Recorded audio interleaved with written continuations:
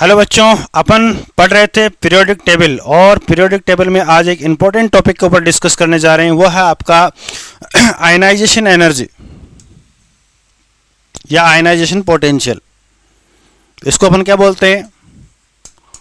आयनन ऊर्जा के नाम से भी अपन जानते हैं। ठीक है, आयनन ऊर्जा होती क्या एक्चुअली में? देखो, आपने पढ़ा है कि यह आपका न्यूक्लियस है, यहां पर आउटर मोस्ट सेल में कोई इलेक्ट्रॉन्स है। ठीक है, और इस इलेक्ट्रॉन के ऊपर क्या होता है? उस इलेक्ट्रॉन के ऊपर जो न्यूक्लियस है वो क्या करता है? अट्रैक्शन फोर्स लगाता है। यानी ये जो इलेक्ट्रॉन है वो न्यूक्लियस के थ्रू बंधा हुआ रहता है। अब आप लोग क्या करेंगे? आप लोग इस इलेक्ट्रॉन को यहां से क्या करेंगे? रिमूव करेंगे, यानी इसको यहां से बाहर निकालेंगे। अब इस इलेक्ट्रॉन को बाहर निकालने के लिए आपको क्या करना पड़ेगा? ये जो यहां पर अट्रैक्शन फोर्स लग रहा है, इसके अपोजिट आपको क्या करना पड़ेगा? कुछ एनर्जीज लगाने पड़ेगी, और उसी एनर्जीज को अपन क्या बोलते हैं? उसी एनर्जीज को अपन बोलते हैं आयनाइजेशन एनर्जी अपन बोलते हैं। देखिए यहां पर minimum energy required to remove most loosely bonded electron यानी outer most shell from an isolated gaseous atom. यानी कोई भी आइसोलेटेड विलगित गैसीय परमाणु के संयोजी कोष में सबसे ढीले बंधे हुए इलेक्ट्रॉन को अपन बाहर निकालते हैं, तो उसके लिए जो भी अपन एनर्जी देंगे उस एनर्जी को अपन बोल देंगे आयनाइजेशन एनर्जी, यानी आयनन ऊर्जा या आयनाइजेशन पोटेंशियल, आयनन विभव के नाम से अपन जानेंगे। देखिए यहां पर हम एनर्जी दे रहे हैं, और जब एनर्जी देते हैं तो उस प्रोसेस को अपन बोलते हैं एंडोथर्मिक प्रोसेस। कौन सा प्रोसेस बोलते हैं? एंडोथर्मिक प्रोसेस बोलते हैं। यानी आपका जो आयनन ऊर्जा है वो आयनन ऊर्जा हमेशा और हमेशा क्या होती है? एंडोथर्मिक प्रोसेस होती है। यानी यहां पर उष्मा, ये क्या हो जाएगा? शोषी। कैसा हो जाएगा? उष्मा शोषी। यानी हमेशा यहां पर एनर्जी आपको देनी पड़ेगी। अब देखिए यहां पर ये कोई गैसेज एटम था, gases ion, gases ion, gases ion, ये एटम था। यहां से हमने क्या कर दिया? एक इलेक्ट्रॉन को रिमूव कर दिया, यहां से दूसरे इलेक्ट्रॉन को रिमूव कर दिया, यहां से तीसरे इलेक्ट्रॉन को मैंने क्या कर दिया? रिमूव कर दिया। अब देखिए, अगर पहले इलेक्ट्रॉन को आप बाहर निकाल रहे हैं तो वहां पर जो एनर्जी की रिक्वायर्ड होती है उसको अपन बोल देते हैं आईपी फर्स्ट। क्या बोल देते हैं? आईपी फर्स्ट अपन बोल देते हैं। सेकंड इलेक्ट्रॉन को अगर आप बाहर निकाल रहे हैं तो उसको अपन बोल देते हैं आईपी सेकंड, और थर्ड इलेक्ट्रॉन को अगर आप बाहर निकाल रहे हैं तो उसको अपन बोलते हैं आईपी थर्ड। ठीक है, आयनन ऊर्जा प्रथम, आयनन ऊर्जा सेकंड, आयनन ऊर्जा थर्ड। अब इनमें रिलेशन क्या होता है? इनमें रिलेशन ये होता है कि आईपी थर्ड की वैल्यू सबसे ज्यादा, फिर सेकंड की, और फिर फर्स्ट की। अब ये वैल्यू आप किस में लोगे? ये इलेक्ट्रॉन वोल्ट में होती है मोस्टली, और ये कुछ एनर्जीज का रिलेशन मैंने यहाँ पर मेंशन किया है। एक इलेक्ट्रॉन वोल्ट होता है वो 96.4 किलो जूल पर मोल के इक्वल हुआ करता है।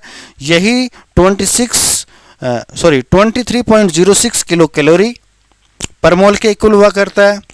और यहाँ पर 1 कैलोरी इक्वल टू होती है 4.2 जूल। कितनी होती है? 4.2 जूल। डियर स्टूडेंट, ये जो रिलेशन है ये रिलेशन काफ़ी इंपॉर्टेंट है, आपको इसको क्या करना है? ध्यान में रखना है, याद करना है। चलिए नेक्स्ट इसके अंदर में बात करते हैं ग्रुप के अंदर।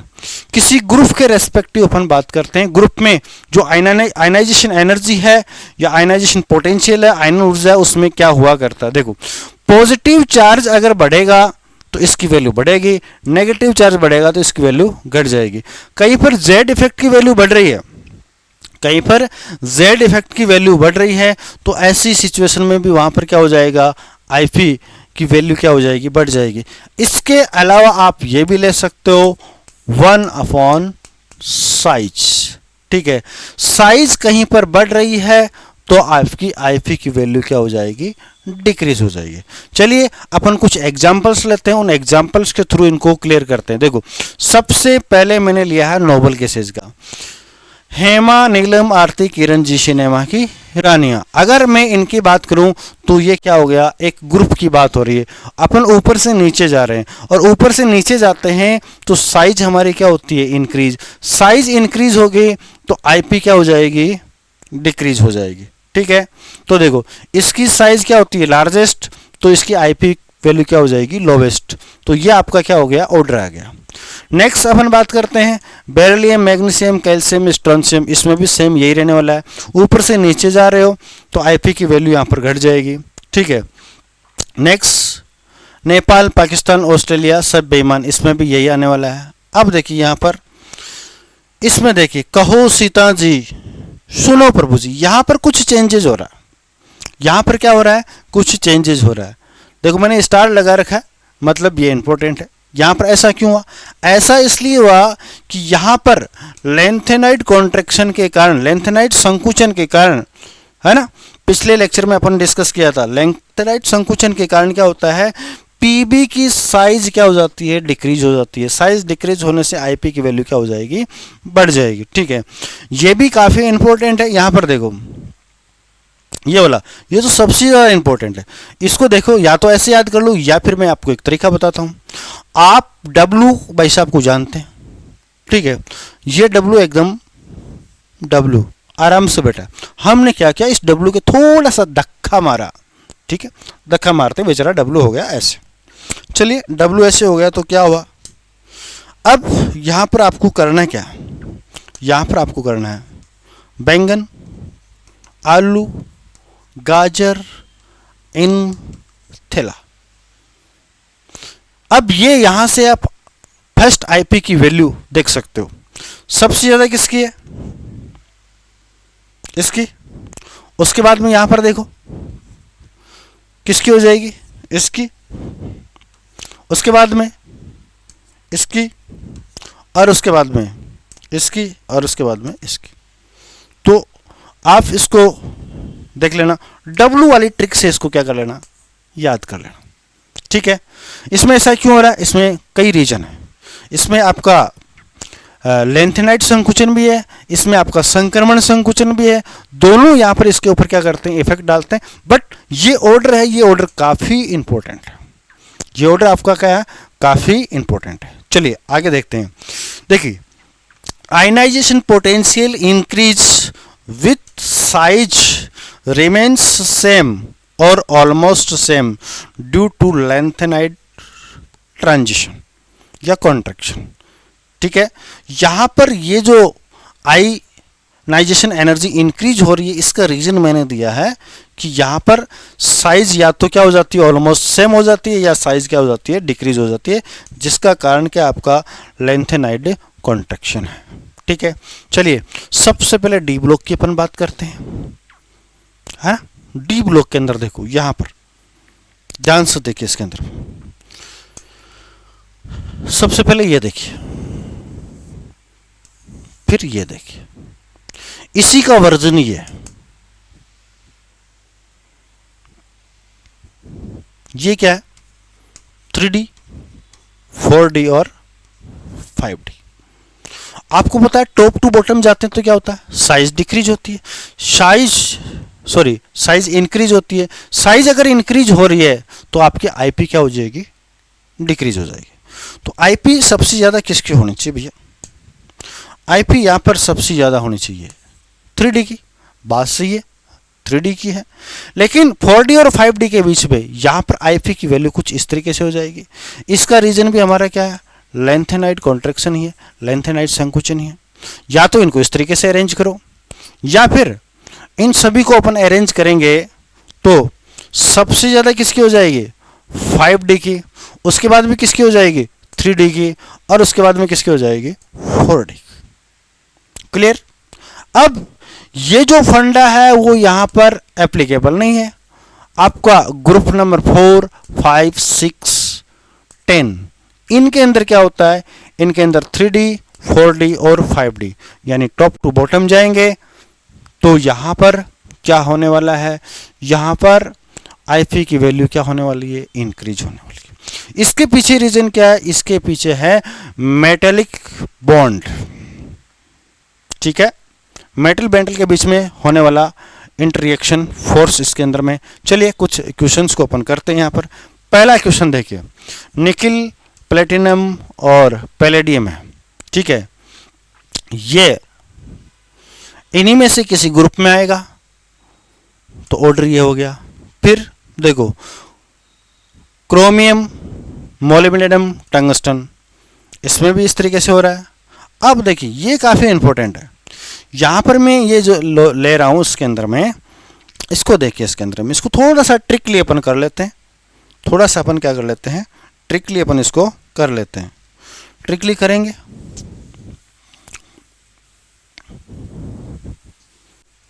पहले है क्या और होता है क्या, उसी के ऊपर देखते हैं।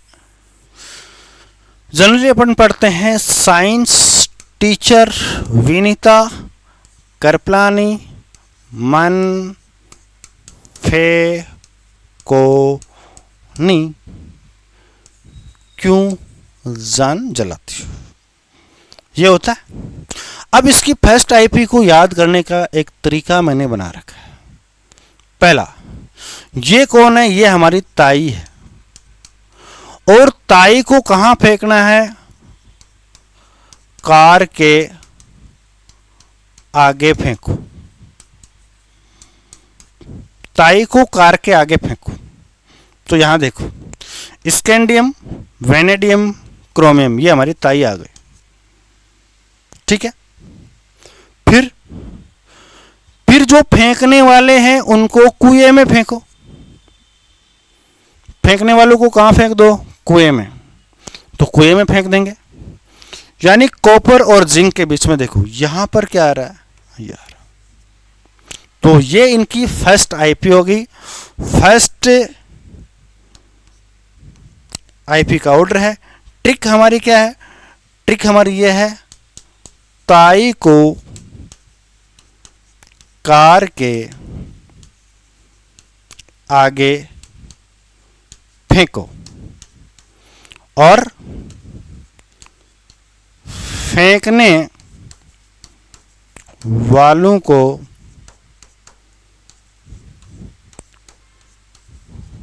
कुएं में फेंको। कहाँ फेंको, कुएं में फेंको, ठीक है, हो जाएगा यहां से। उसके बाद में देखो, इट्रियम, मोलिब्डेनम और यह आपका क्या हो गया, कैडमियम। हाँ, ये काफी इंपॉर्टेंट है भैया, इसमें मामला उल्टा हो रहा है। ये कौन सा है आपका, ये थर्ड ग्रुप, स्कैंडियम, इट्रियम और लेंथेनम। यहां पर आपका लेंथेनाइट संकुचन क्या नहीं कर रहा है, काम नहीं कर रहा है। तो टॉप टू बॉटम जाएंगे तो साइज इंक्रीज तो आईपी डिक्रीज। तो यहां पर हमारा ऑर्डर क्या मिलेगा, कुछ ऐसे मिलेगा। तो ये भी काफी इंपॉर्टेंट है। तो यहां पर एक तो ये वाला ध्यान से देखना है और एक ये वाला, इसको भी क्या करना है, बड़ा ध्यान से देखना है, जहां से बहुत क्वेश्चंस आपको देखने को मिल जाएंगे। अब पीरियड की अपन बात करते हैं। पीरियड में सबसे पहले चेक करना है इलेक्ट्रॉनिक कॉन्फ़िगरेशन। अगर कहीं इलेक्ट्रॉनिक कॉन्फ़िगरेशन में हाफ फील्ड आ रहा है, फुल फील्ड आ रहा है, ठीक है, इसका मतलब वो आपका क्या होता है, स्टेबल कॉन्फ़िगरेशन होता है। और स्टेबल कॉन्फ़िगरेशन है, इसका मतलब वहां पर आईपी की वैल्यू क्या हो जाएगी, ऑटोमेटिकली क्या हो जाएगी, इंक्रीज हो जाएगी। दूसरा, पेनेट्रेशन पावर, ठीक है, पेनेट्रेशन पावर, जिसको हम क्या बोलते हैं, इसको अपन बोलते हैं भेदन क्षमता। क्या बोलते हैं, भेदन क्षमता बोलते हैं। और ये भेदन क्षमता होती है SPDF। देखो, ये S सबसे अलग, ये न्यूक्लियस के बिल्कुल पास में रहता है, नियरेस्ट रहता है, और नियरेस्ट रेंज से क्या हो जाएगा, इसकी पेनेट्रेशन पावर ज़्यादा। फिर P डिस्टेंस पे, फिर D और डिस्टेंस पे, फिर F और डिस्टेंस पे, तो पेनेट्रेशन पावर, भेदन क्षमता, ये होगी इसके अंदर में। अब देखिए इसके अंदर में सबसे पहले अपन बात करते हैं किसके, देखो वैसे क्या होता है, वैसे ये होता है आपका लिथियम, बेरिलियम, बोरॉन, ठीक है, कार्बन, कार्बन के बाद में नाइट्रोजन, ऑक्सीजन, ठीक है, और उसके बाद में फ्लोरीन, और उसके बाद में नियॉन। तो हम पढ़ते हैं लेफ्ट टू राइट जाते हैं तो साइज क्या होगी, डिक्रीज, और जैसे ही साइज डिक्रीज होगी तो आईपी क्या हो जाएगी, इंक्रीज हो जाएगी। बट यहाँ पर कुछ अपने को देखने को मिल रहा है, क्या मिल रहा है, पहला देखो, पहला ये देखने को मिल रहा है कि बोरॉन से बेरिलियम है उसकी आईपी क्या है, ज़्यादा है। चलिए देखते हैं, इसको चेक करते हैं। बेरिलियम का इलेक्ट्रॉनिक कॉन्फ़िगरेशन क्या हो जाएगा, 1s2 2s2। बोरॉन का इलेक्ट्रॉनिक कॉन्फ़िगरेशन हो जाएगा 1s2 2s2 और 2p1। यानी अब आप चेक कर पा रहे हैं यहाँ पर जो इलेक्ट्रॉन यहाँ से क्या होगा, रिमूव होगा, वो इलेक्ट्रॉन कहाँ से रिमूव होगा, वो इलेक्ट्रॉन आपका रिमूव होने जा रहा है।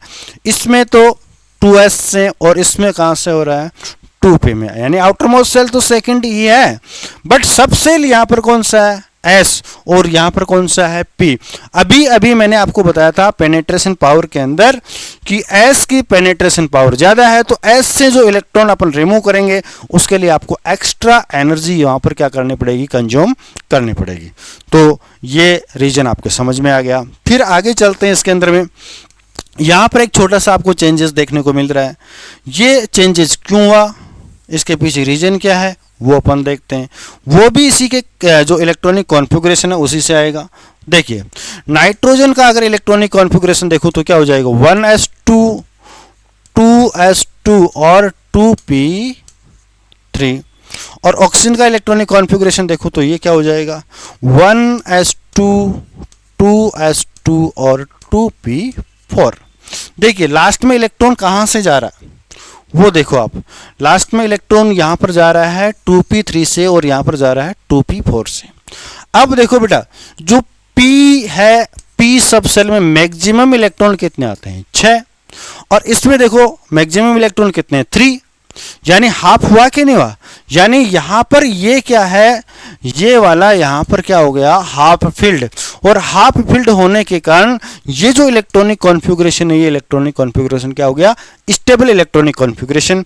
और स्टेबल इलेक्ट्रॉनिक कॉन्फ़िगरेशन होने से यहाँ पर इलेक्ट्रॉन को रिमूव करने के लिए आपको एनर्जी भी क्या करनी पड़ेगी, ज़्यादा कंज्यूम करनी पड़ेगी। तो यहाँ पर एक छोटा सा क्या होने वाला है, चेंजेस होने वाला है। उसके बाद में देखिए आईपी सेकंड का ऑर्डर, किसका, आईपी सेकंड का ऑर्डर देखिए, यानी आईपी सेकंड का मतलब सेकंड इलेक्ट्रॉन को निकालने के लिए। तो यहाँ पर कुछ डिफरेंट आपको मिलने वाला है। सबसे ज़्यादा किसका हो जाएगा, सोडियम का हो जाएगा, फिर argon, sulphur, chlorine, phosphorus, aluminium, silicon और मैग्नीशियम, ये ऑर्डर रहेगा। ये ऑर्डर आपको यहाँ पर क्या करना है, ध्यान रखना है। इनमें भी क्या आने वाला है, रीजन वही आने वाला है। किसी में पेनिट्रेशन पावर लगेगा, किसी में हाफ फील्ड लगेगा, और किसी में क्या लगेगा, फुल फील्ड लगेगा। तो सेम इसी तरीके से आपको इलेक्ट्रॉनिक कॉन्फ़िगरेशन लिखना है, और लिखकर आप क्या कर लेंगे, चेक कर लेंगे। चलिए कुछ की पॉइंट की बात करते हैं। मिनिमम फर्स्ट आईपी की वैल्यू किसकी होती है, वो होती है आपकी एल्काइली मेटल, क्षार धातु, ठीक है। मैक्सिमम किसकी होती है, ये होती है अक्रिय गैस की। फिर सेकंड की बात करते हैं तो सबसे ज़्यादा किसकी होती है, एल्काइलिन अर्थ मेटल की होती है। सॉरी, मिनिमम किसकी होती है, एल्काइलिन अर्थ मेटल की, और मैक्सिमम किसकी हो जाती है, एल्काइली मेटल की हो जाती है। अभी आपको देखा था थोड़ी देर पहले। अब इसके एप्लीकेशन, पहला है रिड्यूसिंग नेचर। क्या, रिड्यूसिंग नेचर। देखो आईपी अगर इंक्रीज हो रही है तो उसकी रिड्यूसिंग नेचर क्या हो जाएगी, डिक्रीज। यानी आईपी बढ़ेगी तो इलेक्ट्रॉन को बाहर निकालने के लिए हमारे को क्या करना पड़ेगा, ज़्यादा एनर्जी की नीड होगी। इलेक्ट्रॉन इजी वे में नहीं निकलेगा तो वो किसी अनोदर जो सब्सटेंस है या अनोदर आपका जो एलिमेंट है उसको इजी वे में इलेक्ट्रॉन नहीं मिलेगा।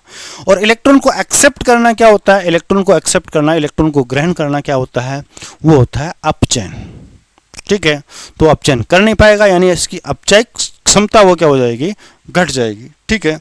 दूसरा देखिए यहाँ पर सोडियम, पोटेशियम, रुबिडियम, सीजियम और लिथियम, अगर इनकी बात करें तो इनके अंदर क्या होगा, रिड्यूसिंग नेचर की अपन बात करते हैं तो देखो यहाँ से यहाँ पर जाएंगे तो साइज क्या होगी, साइज बढ़ेगी, और साइज बढ़ेगी तो यहाँ पर क्या होने वाला है, यहाँ पर आसानी से इलेक्ट्रॉन क्या आ जाएगा, बाहर आ जाएगा।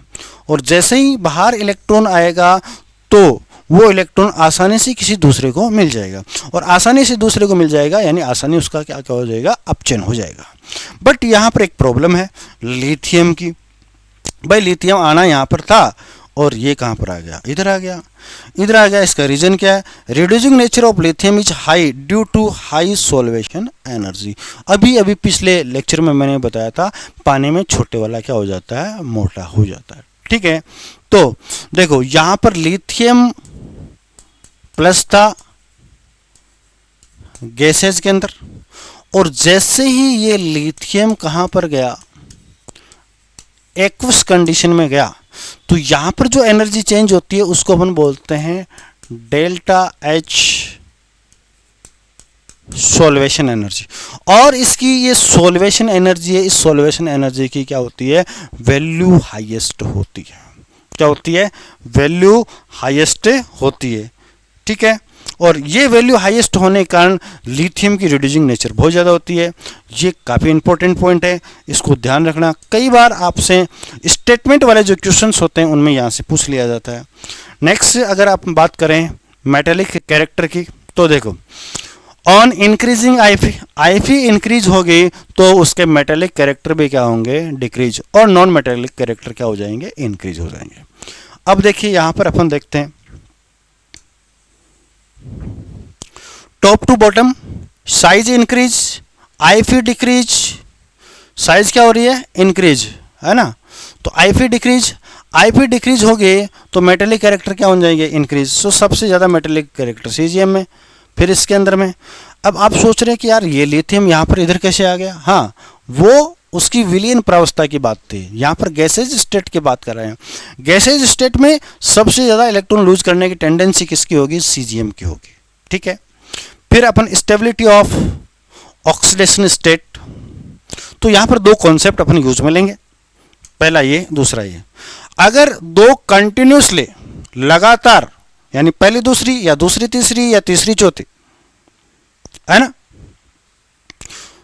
तो दो लगातार जो आईपी होती है उनका जो डिफरेंस होता है उसका डेल्टा आईपी है, उसकी वैल्यू 16 इलेक्ट्रॉन वोल्ट के इक्वल हो या उससे ज़्यादा हो, तो ऐसी सिचुएशन में आपको क्या करना है, लोवेस्ट ऑक्सीडेशन स्टेट है उसको क्या करना है, मोस्ट स्टेबल मानना है।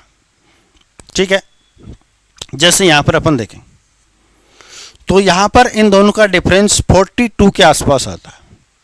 कितना आता है, 42 के आसपास आता है। ये गिवन डेटाज आपको क्वेश्चंस में मिलेंगे। वैसे भी आपको पता है कि सोडियम में क्या होता है, +2 के कंपेरेटिवली क्या होता है, +1 ही होता है, तो इसमें स्टेबल कौन सी हो जाएगी, +1।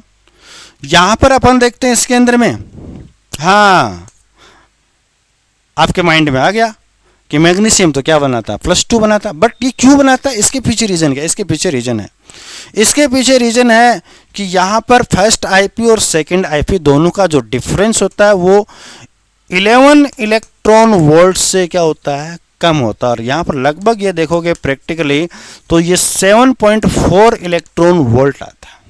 क्या आता है, 7.4 इलेक्ट्रॉन वोल्ट ये आता है। ठीक है, नेक्स्ट अपन बात करते हैं इसके अंदर में इलेक्ट्रोपॉजिटिव या मेटेलिक कैरेक्टर, वो भी सेम इसी से रिलेटेड है। यहाँ पर एक वर्ड आया इलेक्ट्रोपॉजिटिव, इसका मतलब क्या होता है वो बता देता हूं मैं। वैद्युत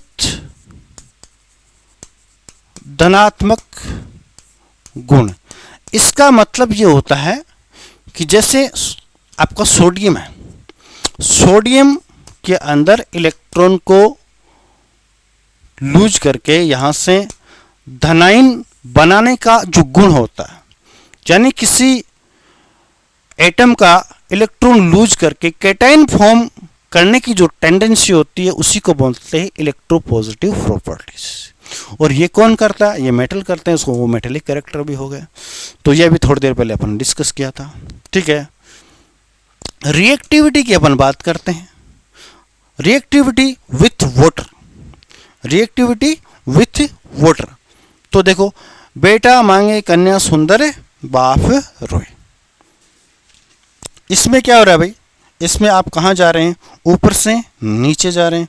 ऊपर से नीचे जा रहे हैं तो इलेक्ट्रॉन लूज करने की टेंडेंसी क्या होती है, बहुत ही ज़्यादा होती है। यानी ऊपर से नीचे जाएंगे तो इनकी रिएक्टिविटी बढ़ेगी। तो देखिए इसके अंदर में इसके 3 कैटेगरीज बना देता हूँ मैं यहाँ पर। पहली कैटेगरी, यहाँ से यहाँ तक की अपन बात करते हैं, फिर यहाँ की बात करते हैं और फिर यहाँ की बात करते हैं। हम रिएक्शन किसके साथ करवा रहे हैं, वाटर के साथ रिएक्शन करवा रहे हैं। तो वाटर में 3 कंडीशन मैंने बना दी है इसके अंदर में। वाटर आपका क्या हो सकता है, बिल्कुल कोल्ड वाटर हो सकता है। वाटर आपका क्या हो सकता है, हॉट वाटर हो सकता है। वाटर में क्या हो सकता है, वाटर की स्टीम हो सकती है। तो ऐसी सिचुएशन में क्या होने वाला है, अगर आपका वाटर क्या है, कोल्ड है, ठंडा पानी है, तो कैल्शियम, स्ट्रोंशियम और बेरियम, ये 3 ही मेटल उनके साथ क्या होगी, रिएक्शन हो करेगी।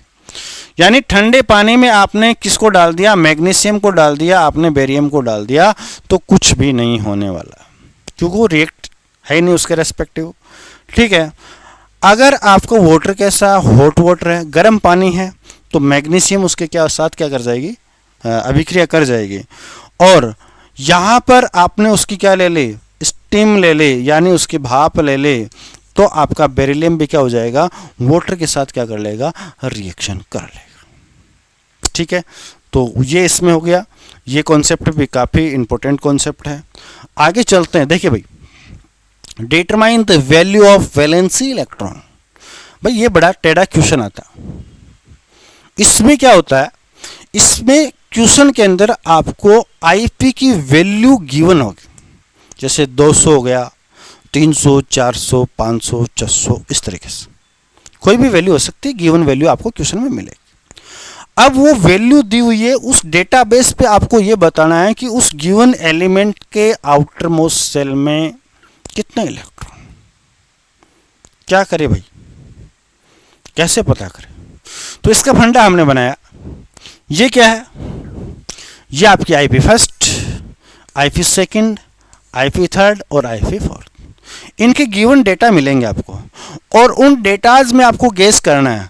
अगर आईपी फर्स्ट और सेकंड, इन दोनों के बीच में जो डिफरेंस है, गैप है, अगर वो ज्यादा मिलता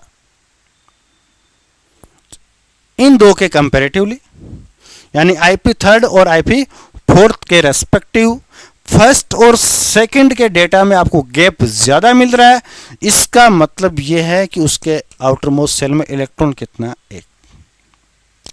अगर ये गैप यहां पर आपको ज्यादा मिल रहा है, यानी सेकंड और थर्ड में जो डेटाज, गिवन डेटाज है, उसमें अगर आपको ज्यादा मिल रहा है, तो उसमें आपको इलेक्ट्रॉन्स कितने कर देने हैं, 2 कर देना है। ठीक है, और अगर ये यहां पर आपको मिल रहा है डिफरेंस ज्यादा, तो ऐसी सिचुएशन में वहां पर कितने कर देंगे, 3 इलेक्ट्रॉन अपन कर देंगे। यानी कुछ नहीं करना है, क्वेश्चन में जो डेटाज दिए हैं उनका एनालिसिस करना है कि मैक्सिमम डिफरेंस कहां पर है। जहां पर मैक्सिमम डिफरेंस है उसके अंदर भी जो फर्स्ट वाले आईपी है उसी के बेस पर अपन क्या करते हैं, नंबर ऑफ इलेक्ट्रॉन्स यानी वैलेंस इलेक्ट्रॉन्स को आइडेंटिफाई कर लेते हैं। ऐसा डेटाबेस क्वेश्चन कई बार आता है, बच्चा सोचता है क्या करें इसके अंदर में।